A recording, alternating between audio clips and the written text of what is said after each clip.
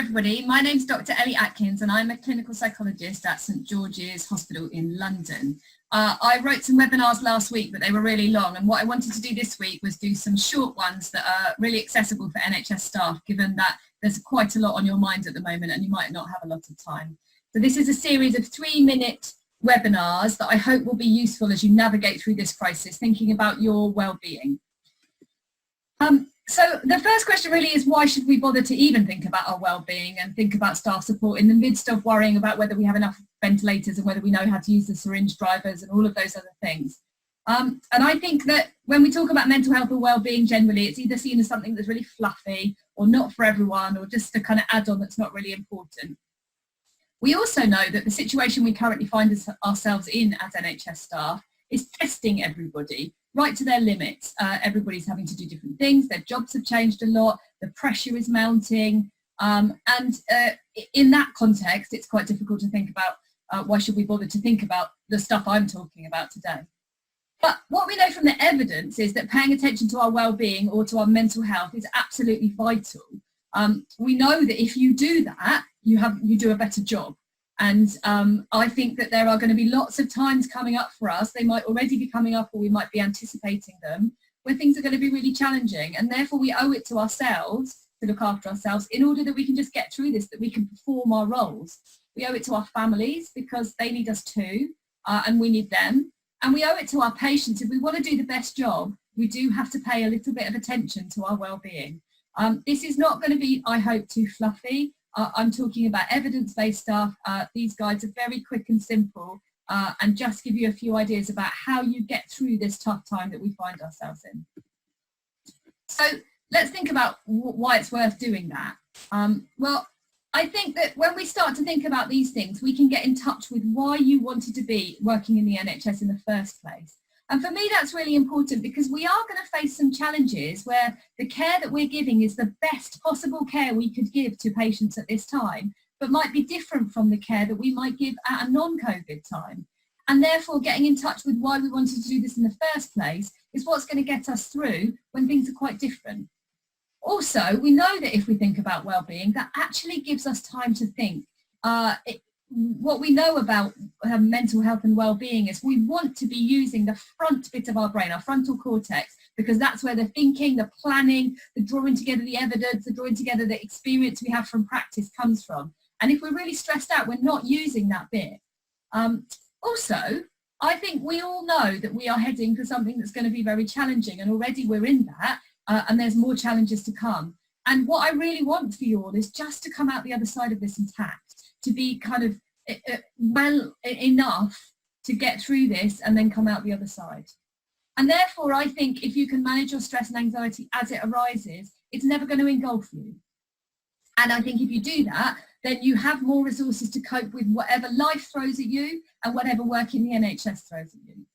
Importantly, there isn't a magic wand. I'm not going to tell you something that's just going to make everything okay. There's no easy answers in this situation. But like I said, there is reliable evidence that what I'm talking about can make a difference. It can make a difference to you being able to do your job to the best of your ability in challenging circumstances.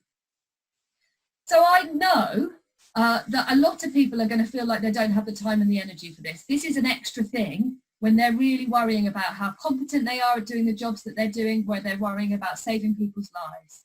And we know that in a crisis, people are so busy doing that it is very difficult to find time for anything else. You're likely just to try and meet your basic needs when you're very busy at work. And with all the other pressures that are going on, getting from place to place is more difficult. There's less transport. Getting food takes longer because you've got to queue now. So all I'm asking is that you do what you can, but don't feel bad if you can't pay attention to everything. But what you do always have time for is to breathe, which is a bit of a no-brainer really, because we breathe all of the time. So it's really good to take an awareness of when we're breathing, because that is really good for regulating ourselves. And we know that if you take control of your breathing, that has a positive impact on your heart rate.